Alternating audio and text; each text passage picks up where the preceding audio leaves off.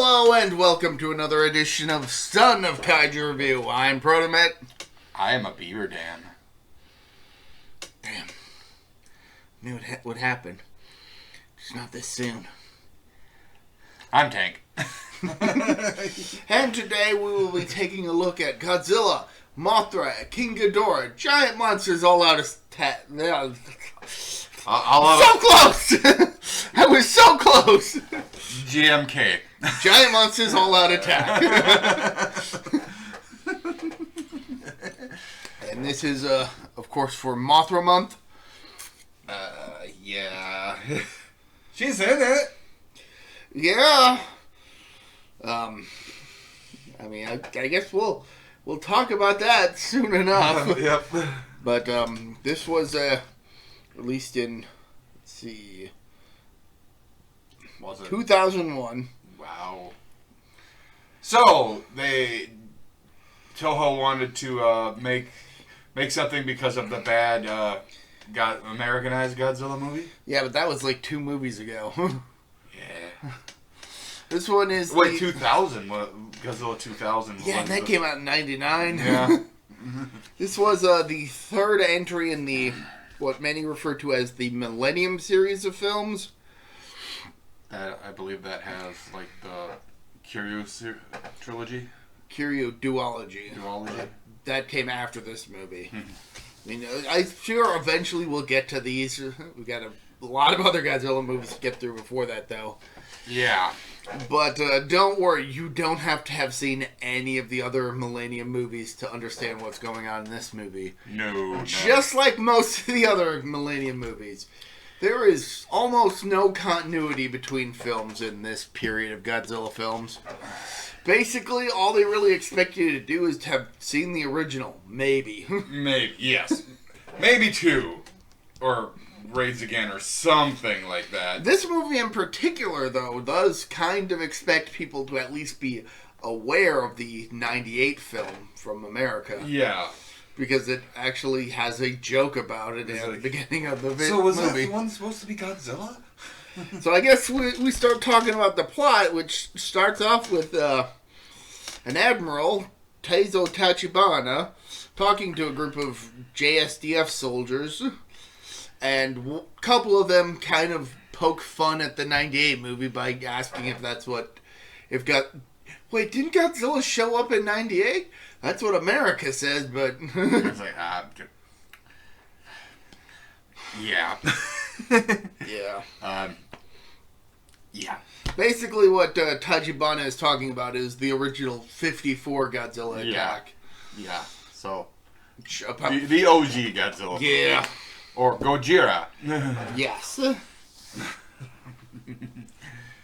Then, they're still, like, in that meeting, talking. Yep. Then, don't we get introduced to, like, is it his daughter? I don't know. I'm not even positive. I think it cuts to his daughter and a film crew filming a docudrama in a small village. Yeah, like a little. Somebody's like she's talking about like.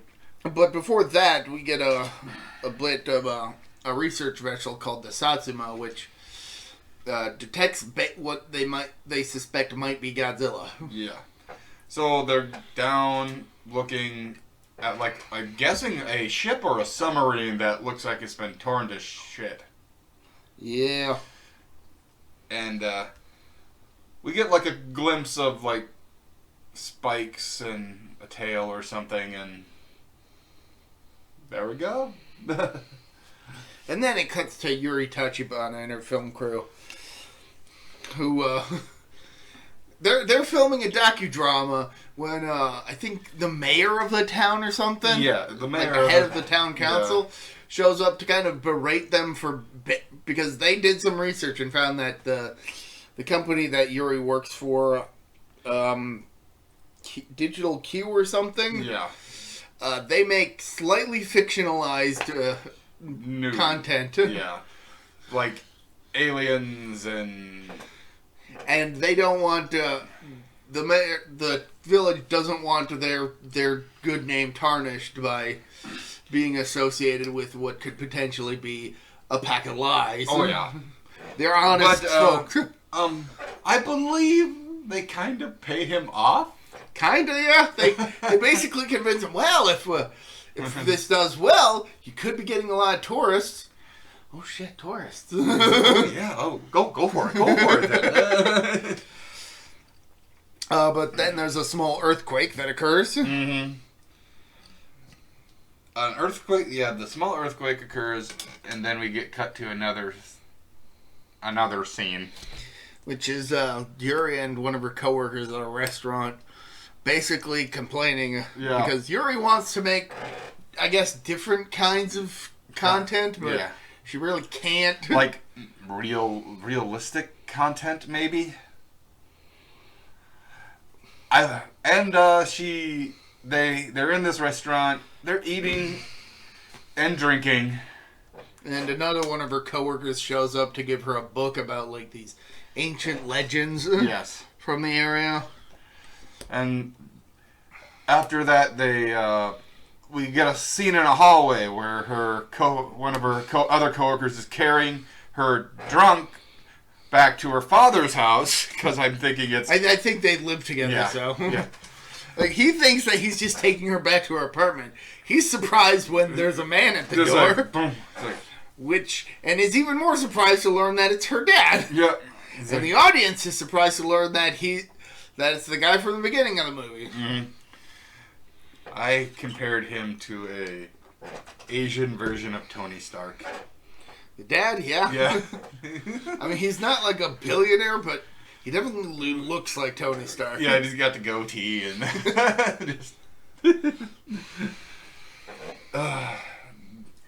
So then we get a scene where it's the next morning and... No, it's that night, and the mayor of the town or whatever is talking with someone. A lady friend in the backseat of a car. When a biker gang shows up. Yeah, random. Just random.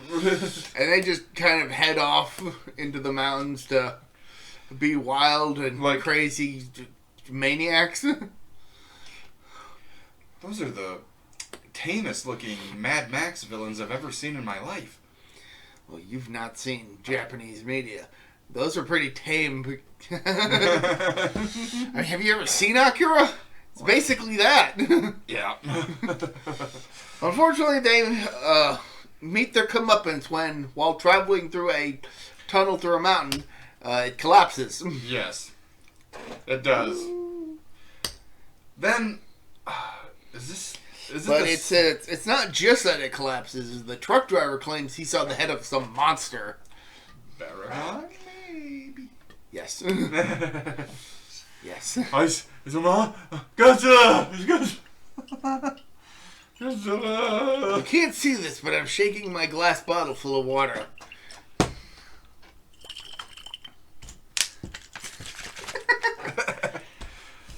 Suspense! Let's see. Then I believe... next morning, the JSDF show up to try and dig through the tunnel. Yeah. To investigate and get the bodies out. Mm-hmm. They find really nothing. And then it cuts to another scene at a lake where a bunch of rambunctious teens are looting a convenience store. And this little doggy is just barking at them, and apparently they don't like dogs, So they put it in a wooden box with the intent of drowning the poor dog with using a Jesus statue. Which, assholes! I feel I should mention that the bikers broke a Jesus statue before entering the tunnel, so... Yeah, so... Well, like the bikers, the rambunctious teenagers that wind up getting offed. They're in a boat, so they're gonna drown the dog, but then all of a sudden, boiling water around their boats, and all of a sudden they get flipped over. And then Mothra shows up. Yep, Mothra. In her larva form. Yep, and And that makes me wonder which monster was originally going to show up in the original version of this movie. Yeah, the original monsters were supposed to be Baron, Anguirus, and Baragon. And only Baragon managed to survive to the final version of the film. But I told you this yesterday when we were watching it. I'm like, if they would have gone with the lineup, who would have been able to handle Godzilla? That is a very good question. Well, Baron can do the flying part. I mean, he seems like the one most capable. Yeah. Anguirus has fought him many of times and always seems to lose. Yeah, they even made a comic about it. And leave Baragon alone. Come on. Got his neck broken by Frankenstein already. So anyway, the next day, Yuri and one of her coworkers, or a couple of her coworkers, are investigating in the area when they come across an old man who got arrested at some point. And they decide to give him a visit while also filming. Mm-hmm. And he basically exposition dumps the whole thing, claiming that there are like 3 guardian spirits that protect the land. Yep, all these. So the guardian spirits is Baragon, Mothra. Ooh, let me guess the last one. King Ghidorah, right? It's in the goddamn title of the... Baragon's not in it. Baragon is like the only monster in this movie whose name isn't in the title. They're like, screw you, Baragon. He also claims that the spirits of those who died in the Pacific Theater of World War II are upset or something. Yeah, and apparently it has taken over Godzilla. Mindfuck. He claims Godzilla's going to show back up, and later on, he does. Yep. Now, blinded by rage and actual cataracts, I guess. Yes, his there is no pupils. It is just... He has just pure white eyes. So, if he's got all these spirits inside him, so technically would this one be Ghost Godzilla? Yes, it finally came to pass. For those of you who don't know, Godzilla vs. Destroyer was originally going to be Godzilla vs. Ghost Godzilla. There's a whole story behind that. Yes. Oh. Don't worry, he's not dying. I don't know. I feel like I'm dying all the time. Slowly but surely. Yeah, but that's called living. Yep. Then, I believe... Yeah, Godzilla does show up. Actually, there's a bunch of teenagers like playing ping pong, and like saying, "I heard someone said Godzilla's gonna return. Godzilla would make a great pet," and all this little because they looked at a picture from like the original, the 1958 or 3 movie? 4. 54. 54 movie, and all of a sudden, a foot just goes onto their house. Yeah, that's yeah. Godzilla comes ashore and just wrecks shit. Yep. Well, just kind of like the original movie. You remembered it better than I did. I thought this was a later scene. Yeah. That should really tell you how much I care about this movie. I just remembered because there's a girl getting pulled away on a gurney saying, "Godzilla! It was Godzilla! It was Godzilla!" And then, like, later in the movie, she's in a hospital bed. Oh, is that the same girl? Yeah. Like, I remember the girl when she's in the hospital. I didn't think it was a character who had shown up earlier. That actually makes that scene make a lot more sense for me because that felt really out of place. Then a big tail smack to them. Yeah, but that's a lot later. Yeah, just like.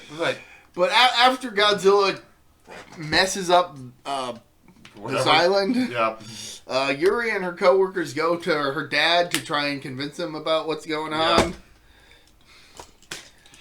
And he believes, but not really believes. And her dad reveals that he lived through the original Godzilla attack in 54, and that's how he lost his parents, and that's what convinced him to join the JSDF. Okay, so in this movie, they have this defense force to go up against Godzilla. Okay, I was actually wrong. You were? Upon watching the movie yesterday. I was under the impression that he was like leading a group, a portion of the military that was specifically set to deal with Godzilla. Mm-hmm. Turns out he was actually believing that the military already had something to deal with Godzilla. So the oxygen destroyer. Yeah, he wasn't aware that the oxygen destroyer wasn't created by the JSDF. Mm-hmm. He had thought that was a secret weapon of the JSDF for use against Godzilla, mm-hmm. and it doesn't get revealed until later that that's not the case. But yeah, that actually clears up a lot of my misconceptions about some of the film mm-hmm. on the second watching. Well, yesterday. The general tells like the higher up person saying like, so should we go to action now? We gotta wait from the word of the whatever the hell they're called. That's later on. Yeah, but like of course it takes place in the Aokigahara Forest. Of course it does. No wonder it was. Yeah. So we cut to, for those of you who don't know, Aokigahara Forest is a forest in Japan that is famous as a popular destination for those who want to go commit suicide. So that's why it's called the Suicide Forest. And of course this movie plays into that with a character who goes into this forest specifically to commit suicide. But winds up finding King Ghidorah, but... Yeah. Also, I should note that the actor who plays this suicidal guy has shown up in a bunch of other stuff. He was in all 3 entries of the 90s Gamera trilogy. So that's where he's... He also plays the butler in the first 2 seasons of Garo, which is actually where I was introduced to him. He's a great actor. Oh, yeah. He's also in... I haven't seen the 3rd one, but he's definitely in the first 2 of the Raiga films. Oh, really? Okay. Much older? Well, yeah. Again, haven't seen the 3rd one, so hopefully he's in that, because he was a fun kid playing the characters in that one, so. And this is just like his one role in this movie. He goes to the police and telling them, there's a monster, and they're not believing, because apparently he works for that company that what's her name works for or something. There's some, I don't know. No, me neither. It doesn't really say. He just calls him a businessman on the wiki page. Well, maybe you could put that in your book. There's a book. Then Baragon decides to show up to free the old man from the prison. Yep. Let us out. Boom. Yeah. I'm actually trying to see what the old man's name is. Rawr. Now back to our regular scheduled programming. I like that. Just now I can't stop thinking about that. Anyway, then Godzilla comes ashore. Mm-hmm. Wrecks some shit before he gets to Baragon. Yeah, I think this might be the scene where the girl in the hospital gets killed. Yep. It might be later. I don't think it really matters when. Yeah, there's a tail whip and where her room is, and yeah, the building falls over. Yeah. Uses his atomic breath for the first time in this movie, which the aftermath of which is witnessed by some school children who are far enough away that hopefully they weren't contaminated. Yes. Hopefully. It was an atom bomb. Yeah. Giant mushroom cloud. Oh, crap. But yeah, thanks to Yuri and her coworker, they're able... Baragon shows up also, and it's thanks to Yuri and the other guy that they're able to... The JSDF is able to identify which monster is which. Yep. Because there's like a little bit where some characters are referring to Baragon as a red Godzilla. Yeah. There's even like one guy, it's like, what are you talking about? Godzilla's not red. I don't know, I guess if it's burning or flaming Godzilla. But yeah, both Gamera or Godzilla and Baragon. Yeah, both of them eventually meet up and duke it out, and Baragon just gets absolutely wrecked. Okay, so this is a kaiju version of, if you're a wrestling fan out there, as a squash match. Yeah, because Baragon has like no chance. Yeah, let's compare it to Braun Strowman in one corner and James Ellsworth in the other. One move, done type situation. Basically, Godzilla absolutely owns the fight and kills Baragon, which is a goddamn shame, because given that this is supposed to be one of the three major monsters of the film and it's already dead, it's like, ugh. Yeah, that's like. And since I probably will forget to mention it later, go look up footage behind the scenes of the filming of one of Baragon's scenes, because there is a very cute moment in which the suit actress playing Baragon provides the roars herself, and it is absolutely adorable. Rah. Rah. Rah. Oh, I love watching that. It's easily the best thing to come out of this movie. Yes. It's also sadly the best thing to come out of this movie, in my opinion. This movie, in my opinion, is not very good. Yeah. I mean, I understand why people love this movie. Yeah. I just don't. Yeah, I agree with you. It's just, one of my things is I'm not a fan of the Godzilla costume in this one. I don't think that it's such a bad costume. I certainly get what they were going for. Yeah. I mean... and I'm not a really big fan of the plot that's going on. Yeah, that's my big sticking point, too. I'm not a huge fan of the plot. Mm-hmm. And, but there is a rare occurrence where Godzilla is the villain facing off against the Ghidorah. Yeah, the hero. Yeah. I think my biggest problem with this film is that Godzilla has largely been a science fiction series with maybe some supernatural elements, and this film leans heavily into the supernatural aspect. Yeah. So you basically go from a film that's basically a science fiction film about how atomic weapons testing created a literal monster that was basically a figurative ghost of Hiroshima and Nagasaki. Yeah. To a literal ghost monster possessed by those who were killed in World War II, who are attacking Japan because they're trying to move past the pain. Ass backwards situation. I get that it's more like people are starting to not care about what had happened. Yeah. But that's kind of part of the process of moving on. Yeah. Yeah. But you out there can enjoy this movie all you want. I'll probably never watch it again. I certainly don't have any inclination to do so. Yeah. I think we should probably get back to... Yeah, I'd say from here on, we're just probably going to be going into the spoilery territory. Yeah. We've said what we wanted to say about... I will admit that the suit acting is fine, though. Oh, yes. The suit acting is pretty good. The updated designs for, like, Baragon, very nice. Yes. Well... Ghidorah and Mothra kind of just look the same. Yeah, but it's hard to improve upon perfection. Yeah. Yeah. The Rebirth ones look pretty good. Oh, yeah. Yep.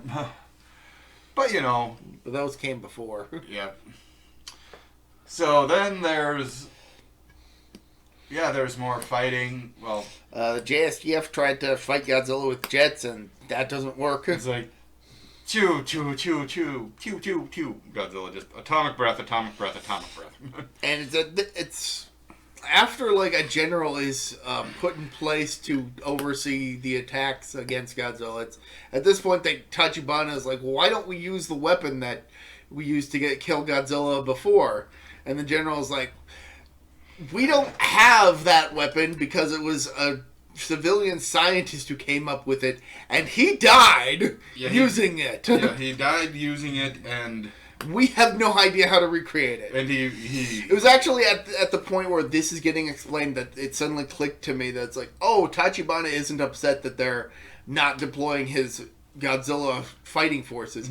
He had been convinced that there was a weapon to deal with Godzilla up to this point. Yeah. That's where I was like, oh, I was misinterpreting part of this movie. Yeah, So Godzilla's still on a rampage. Mothra decides to finally come out of her cocoon. Also, it's revealed that the JSDF decided to cover up the fact that it was a civilian who killed Godzilla in order to bolster their own public image. Yeah. And to reassure the public. Apparently, this was like around the time that the JSDF had been formed, apparently. I'm not terribly familiar with the history of the JSDF, so... Yeah. But yeah, Yuri uses some equipment she's got to film Godzilla's rampage so that her production company can broadcast it. Yeah. Which, fine. I like how she kind of... Oh, like, the bike guy is trying to close up his shop. Because Godzilla. Yep. I would like to buy a bike. He's like, well, I don't have any with baskets. It just sold out. It's like, well, I don't need one with a basket. And I kind of, well, he was an older gentleman, probably from a different time, and it just sounded a smidge sexist to me, but yeah, then Mothra hatches from her cocoon at the lake and shows up to fight Godzilla. The mysterious old man that got out of prison goes to visit King Ghidorah to wake him up. He tips over one of those little statues, then all of a sudden, break free. Ghidorah was able to break free from the ice that it was in, I guess. Godzilla and Mothra are fighting. Scrolling through the article to try and find something else to talk about. Godzilla and Mothra are fighting. Mothra is able to use, like, poison things on him.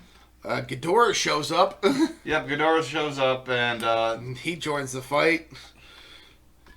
And gets his ass kicked. Yeah, because apparently he's quite weak yet at this time.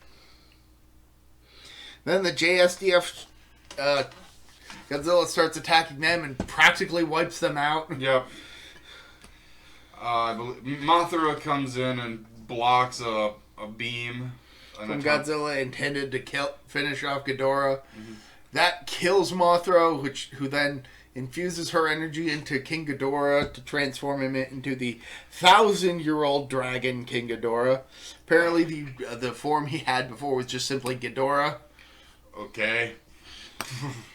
But now Ghidorah actually has his wings extended and looks like the traditional Ghidorah instead of the weird kind of wimpy looking. Yeah, Ghidorah prior to this point, it felt like he had shorter necks than usual. Yeah. And now he feels like he's got better length necks. Yes. But regular Ghidorah just kind of had his wings folded up, and now he looks like classic King Ghidorah. Yeah, Mothra's energy goes into him and all of a sudden, foosh! I believe he turns Super Saiyan. And this Krillin died. This apparently, King Ghidorah does well enough to take Godzilla out of the city and into the bay. He's able to wound Godzilla too, so they try to aim for a bloody spot on Godzilla. Yeah, so a wound. Yeah, Tachibana decides to go down in the Satsuma mentioned earlier, which again is a research vessel, not an attack vessel, but he doesn't really have many other options. No. How many? Decides to take one of these drill missiles that was used earlier in the movie to try and fight Godzilla.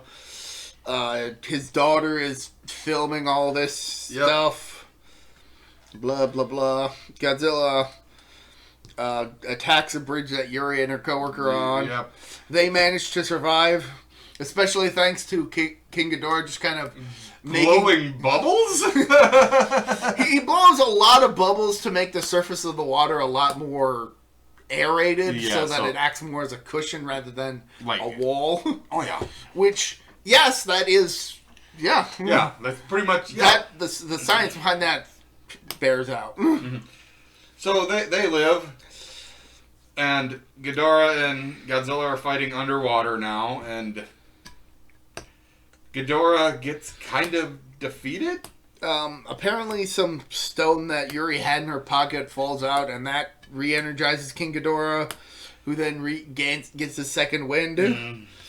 I forgot that was a thing. Yeah, me too. I was just looking at the article. I was like, oh, okay, that's how that happened.